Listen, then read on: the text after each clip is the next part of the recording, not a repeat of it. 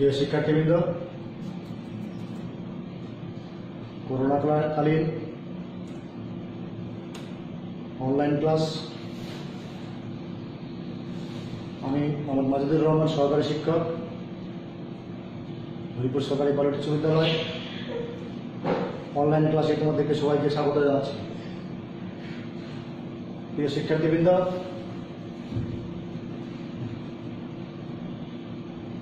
জানো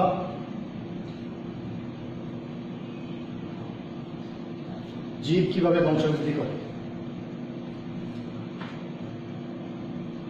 আমরা আজকে পড়ব অষ্টম শ্রেণীর বিজ্ঞান বিষয়ের চতুর্থ অধ্যায়, যে অধ্যায়টির নাম হচ্ছে উদ্ভিদে বংশবৃদ্ধি। আশা করি তোমরা ক্লাসটা সবাই মনোযোগ সহকারে উপভোগ করবে।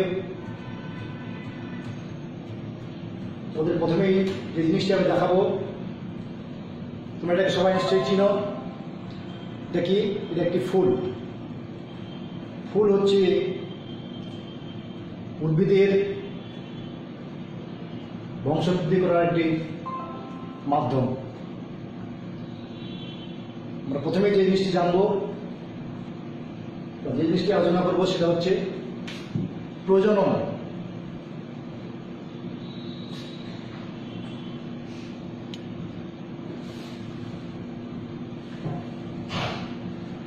প্রজনন হচ্ছে এমন একটি প্রক্রিয়া, যে প্রক্রিয়ার মাধ্যমে জীব তার বংশবৃদ্ধি করে বা প্রতিরূপ সৃষ্টি করে বা বংশবৃদ্ধি করে। তাহলে প্রজনন হচ্ছে যে প্রক্রিয়া একটি জীব বংশবৃদ্ধি করে বা তার প্রতিরূপ সৃষ্টি করে, তাকে বলা হয় প্রজনন। প্রজনন সাধারণত দুই প্রকার।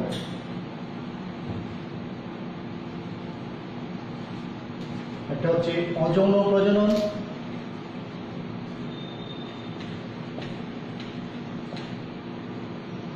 একটা হচ্ছে যৌন প্রজনন।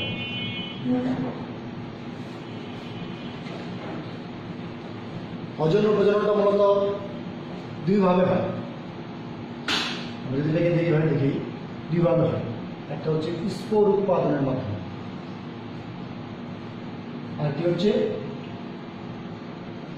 অঙ্গের সাহায্যে।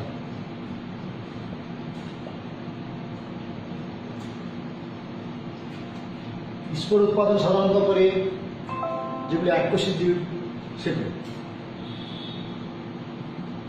আর অঙ্গের সাহায্যে বেশিরভাগ জীবেই হয়। যেমন আমরা এটাকে আমরা সাধারণত কলম বলি। আজকে আমরা মূলত যে পাঠটি পড়ব সেটা হচ্ছে যৌন প্রজনন।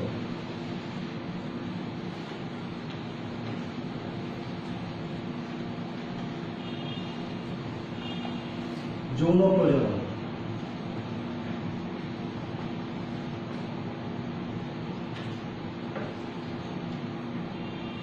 যৌন প্রজনন করতে মূলত যে প্রয়োজন সেটা হচ্ছে একটি ফুল। আমরা জানি ফুল থেকে হয় ফল, ফল থেকে বীজ, বীজ থেকে নতুন উদ্ভিদ। এভাবে একটি জীব যৌন প্রজননের মাধ্যমে বংশবৃদ্ধি করে। আমরা সবাই ফুল মোটামুটি দেখেছি। ফুলের অংশগুলো আমি একটু তোমাদের দেখানোর চেষ্টা করি। ফুলের সবচেয়ে যে প্রথমে নিচের অংশটি আছে, সবুজের মতো অংশ, সেটাকে বলা হয় বৃতি। তারপর যেটা অংশ আছে সেটা হচ্ছে দল বা দলমণ্ডল বা পাপড়ি। তারপরে ভিতরে যেটা আছে সেটাকে বলা হয় পুংকেশর। তারপরে আছে স্ত্রীকেশর, নিচে আছে পুষ্পাক্ষ। মূলত এই পাঁচটি অংশই থাকে একটি ফুলে। সেই ফুলটাকে বলা হয় সাধারণত আদর্শ ফুল। যেমন আমি যদি তোমাদের একটি ফুল এখানে দেখাই,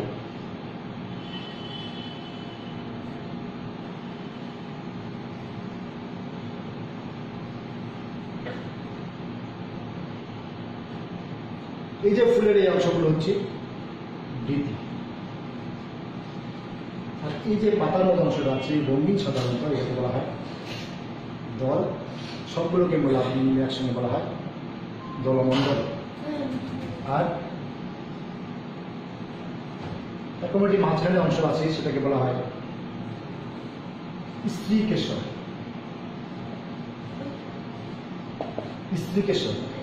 স্ত্রীকেশরের তিনটা অংশ আছে। এটা হচ্ছে গর্ভদণ্ড, এটা হচ্ছে গর্ভমুণ্ড, এটা হচ্ছে গর্ভাশয়।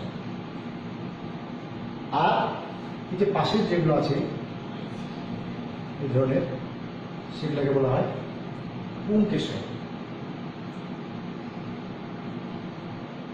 পুংকেশরে হয় পরাগরেণু বা শুক্রাণু, পরাগরেণু বা শুক্রাণু।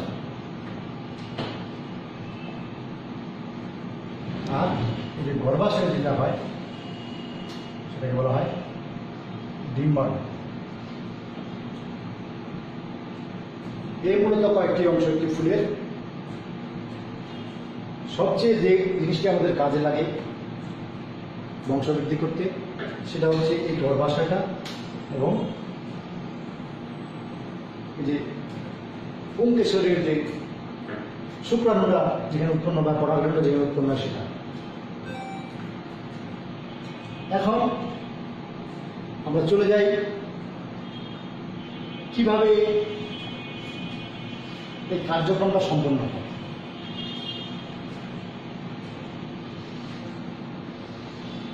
এই কার্যক্রম সম্পন্ন করতে যে জিনিসটি প্রয়োজন হয় সেটাকে বলা হয় পরাগায়ন।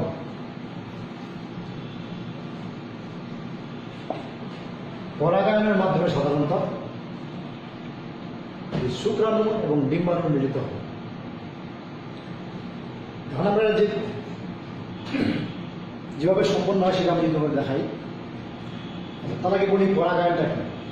পরাগায়ন হচ্ছে যে প্রক্রিয়ায় একটি ফুলের একই জাতীয় বা একই গাছের অন্য ফুলের একটি ফুলের পরাগরেণু গর্ভমুণ্ডে পতিত হয়ে বিশেষ ক্রিয়া সম্পন্ন করে, সেটাই হচ্ছে পরাগায়ন। আর পরাগায়নটা হচ্ছে দুই প্রকার, স্বপরাগায়ন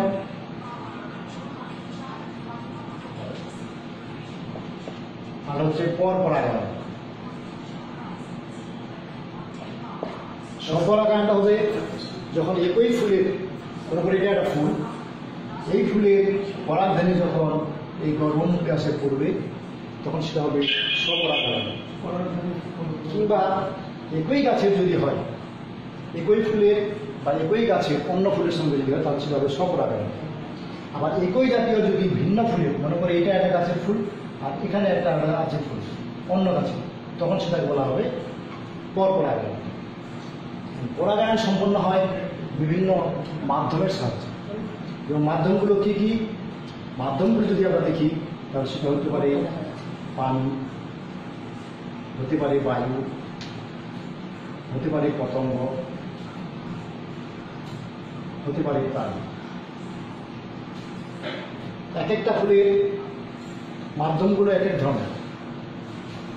কোনোটা হয় বায়ুর সাহায্যে, কোনোটা হয় পানির সাহায্যে। যেমন যেগুলো উদ্ভিদ সাধারণত পানিতে উৎপন্ন জন্মলাভ করে সেগুলো হয় পানির মাধ্যমে। যেগুলো উদ্ভিদের ফুল খুব হালকা এবং আঠালো আছে, মানে দানার মতো আছে, যেমন ধান গাছের বেলা হয় বায়ুর সাহায্যে।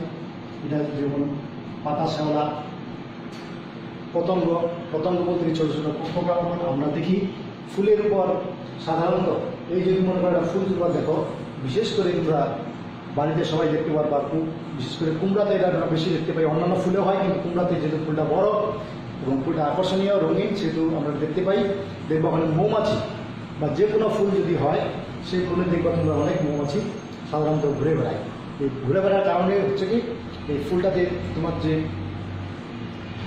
পরাগরেণুটা মৌমাছির পায়ে লেগে গিয়ে যখন সেই ফুলের আকার দিকে চলে আসে বা অন্য কোনো ফুলে যায়, সেই পরাগরেণু তার কাছ থেকে চলে যায়, আবার এই যে গর্ভমুণ্ড আছে সেখানে পতিত হয়, সেখান থেকে হয় পরাগায়ন। পরাগায়নের পরের যে ধাপটা সেটাকে বলা হয় নিষেক ক্রিয়া।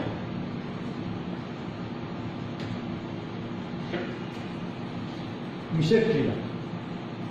আর নিষেক ক্রিয়াটা কিভাবে সম্পন্ন হয় এটাই হচ্ছে তোমাদের জানা খুব জরুরি। আমি যদি নিষেক ক্রিয়া তোমাদের বর্ণনা করি তো মনোযোগ দিয়ে দেখবা একটু। নিষেক ক্রিয়া তাহলে কি বললাম, পরাগায়নের পরে হয় নিষেক ক্রিয়া। তাহলে পরাগায়নটা কি হলো, যে প্রক্রিয়ায় পরাগরেণুটা স্ত্রীকেশরের গর্ভমুণ্ডে এসে পতিত হবে সেটাই হচ্ছে পরাগায়ন। তাহলে এটা কিভাবে সম্পন্ন হয়, এই যে এখান থেকে তোমার পরাগরেণুটা এসে যে কোনো মাধ্যমের সাহায্যে ওই গর্ভমুণ্ডে এসে পতিত হয়। পতিত হওয়ার পরে কি হয়, এর থেকে যে রসটা আসে সে রসটা শুষে নেয়। শুষে নিয়ে কি করে একটি নালী তৈরি করে, যে নালীটা চলে আসে কোথায়, যেটাকে বলা হয় ডিম্বক নালী, পরাগ নালী। পরাগ নালী চলে আসে কোথায়, এই যে গর্ভাশয়ের কাছে। এখান থেকে আসার পরে কি হয়, এখানে আসার পরে পরাগ নালীটা ফেটে গিয়ে এখানে তার আগে দুটো শুক্রাণু উৎপন্ন হবে। শুক্রাণু উৎপন্ন হয়ে পরাগ নালীটা ফেটে গিয়ে এই ডিম্বাণুগুলো চলে যায়, শুক্রাণুগুলো চলে যায়। এই যে এখানে ডিম্বাণু আছে,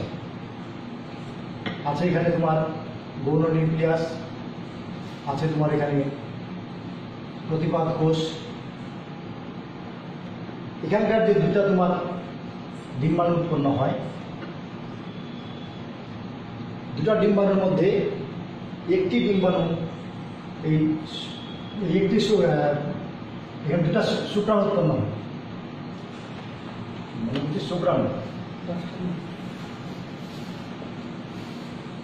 শুক্রাণু উৎপন্ন হওয়ার পর একটি শুক্রাণু মিলিত হয় তোমার এই ডিম্বকের সঙ্গে। মিলিত হওয়ার পরে সেটা উৎপন্ন হয় বীজ। আরেকটি যে শুক্রাণু থেকে যায় সেটা এই যে গৌণ নিউক্লিয়াস আছে বা গৌণ নিউক্লিয়াসের সঙ্গে মিলিত হয়ে শস্য দানা তৈরি করে। যে দানাটা সাধারণত আমরা বিভিন্ন ফলের মধ্যে বা যে কোনো শস্যের মধ্যে যেটা পাই সেটাই হচ্ছে আরেকটি শুক্রাণু ওখানে মিলিত হয়। তাহলে এটা হলো একটা নিষেক প্রক্রিয়া, যে প্রক্রিয়ার সাহায্যে উদ্ভিদ বংশবৃদ্ধি করে। আমি যদি তোমাদের আরেকবার দেখাই ছবিটা, তোমরা একটু ভালো করে ছবিটা বুঝলেই সাধারণত পড়াটা বোঝা হবে।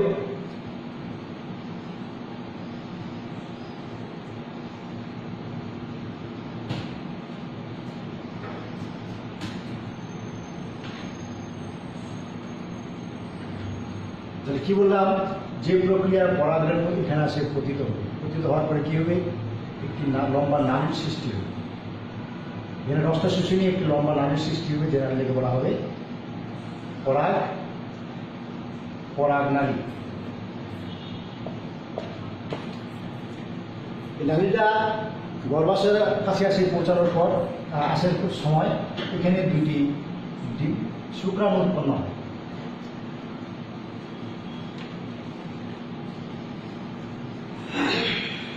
দুটি শুক্রাণু উৎপন্ন হয়।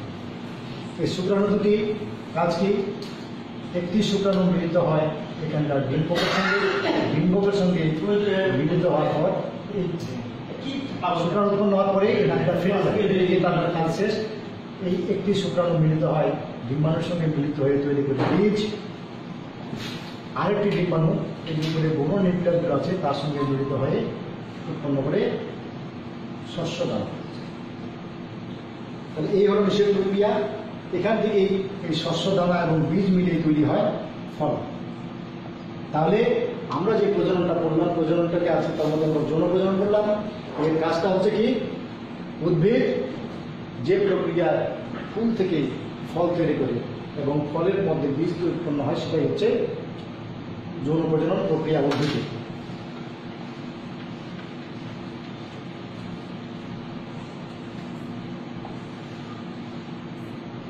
তাহলে আজকের পাঠের যদি আমি আবার আলোচনা করি সারমর্মটা, তাহলে কি বললাম আমরা, প্রজননটা কি পাইলাম, যে প্রক্রিয়ায় জীব তার প্রতিরূপ সৃষ্টি করে বা বংশবৃদ্ধি করে সেটাকে বলা হয় প্রজনন। প্রজনন করছি আমরা দুই প্রকার, অযৌন প্রজনন এবং যৌন প্রজনন। অযৌন প্রজননটা মূলত হয় এককোষী উদ্ভিদের একটা স্পোর উৎপাদনের মাধ্যমে, অথবা বহুকোষী জীবেরও হতে পারে, যেটা আমরা অঙ্গ দিয়ে করি, সাধারণত কলম যেটাকে বলি। আর আমরা আজকে যে মূল বিষয়টা পড়ছি সেটা হচ্ছে যৌন প্রজনন। যৌন প্রজননটা কি? যৌন প্রজননের জন্য প্রথম যে প্রয়োজন আমাদের সেটা হচ্ছে একটি ফুল। ফুলের বিভিন্ন অংশগুলো যৌন প্রজননে অংশগ্রহণ করে, এবং ফুল থেকে আমরা যেভাবে যৌন প্রজননটা সম্পন্ন করি সেটা হচ্ছে পরাগায়নের মাধ্যমে। পরাগায়নটা আমরা কি পেলাম? যে প্রক্রিয়ায় ফুলের পরাগরেণু কোনো মাধ্যমের সাহায্যে ফুলের গর্ভমুণ্ডে বা স্ত্রী কেশরের গর্ভমুণ্ডে পতিত হয়ে স্থানান্তরিত হয়ে নিষেক ক্রিয়া সম্পন্ন করে সেটাকে বলা হয় পরাগায়ন। তারপরে আমরা পরাগায়ন কত প্রকার পেলাম? দুই প্রকার, স্বপরাগায়ন এবং পরপরাগায়ন। স্বপরাগায়নটা কি পেলাম?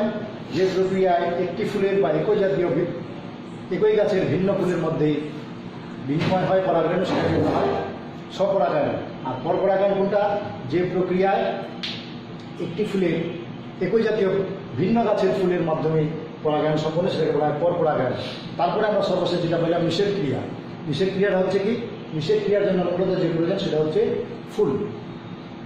এই ফুলের সাহায্যে নিষেক ক্রিয়া সম্পন্ন হয়। নিষেক ক্রিয়াটা আমরা কি পাইলাম? একটি ফুলের কোনো মাধ্যমের সাহায্যে পরাগরেণু যখন গর্ভমুণ্ডে স্থানান্তরিত হয়, তখন সেখানকার যে পরাগরেণুটা রসটা শুষে নিয়ে একটি নালী তৈরি করে, যে নালীটা বৃদ্ধি পেয়ে চলে যায় কোথায়? গর্ভাশয়ের কাছে। গর্ভাশয়ের কাছে পৌঁছানোর পরে ওখানে দুটি শুক্রাণু উৎপন্ন হয়। শুক্রাণু উৎপন্ন হওয়ার পর নালীটা ফেটে গিয়ে নালীটার কাজ শেষ। একটি শুক্রাণু যখন মিলিত হয় ডিম্বকের সঙ্গে, ডিম্বাণুর সঙ্গে মিলিত হয়ে সেটা বীজ উৎপন্ন করে, আরেকটি শুক্রাণু মিলিত হয় গৌণ নিউক্লিয়াসের সঙ্গে, তারপরে সেখান থেকে হয় শস্যদানা।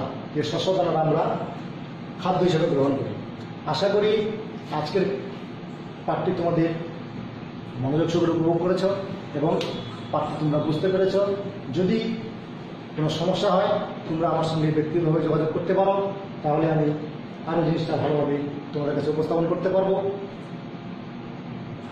এই করোনাকালের সময়ে তোমরা সবাই নিরাপদে থাকবে, সবাই সুস্থ থাকবে, এবং ঘরের বাইরে বেরোলে অবশ্যই মাস্ক ব্যবহার করবে। আর বাইরে থেকে এসে তোমরা সাবান দিয়ে কিছুক্ষণ হাত ধোয়ার পরে অন্য কিছু কাজ করবে, খাওয়া দাওয়া করতে পারো, বা চোখ মুখ নাকে হাত দিলেও সাবান দিয়ে বসে হাত দিবে। আর বর্তমান বিশ্বে যে সবচেয়ে ভয়ঙ্কর আকার ধারণ করছে মাদক, সে মাদককে তোমরা অবশ্যই পরিহার করবে। মাদকের জন্য তুমি ধ্বংস হবে, তোমার পরিবার ধ্বংস হবে। কাজেই মাদক থেকে দূরে থাকবে, মাদককে সবসময় না বলবে। এই আশাবাদ ব্যক্ত করে সবাইকে ধন্যবাদ জানিয়ে আজকের পাঠ শেষ করছি। ধন্যবাদ সবাইকে।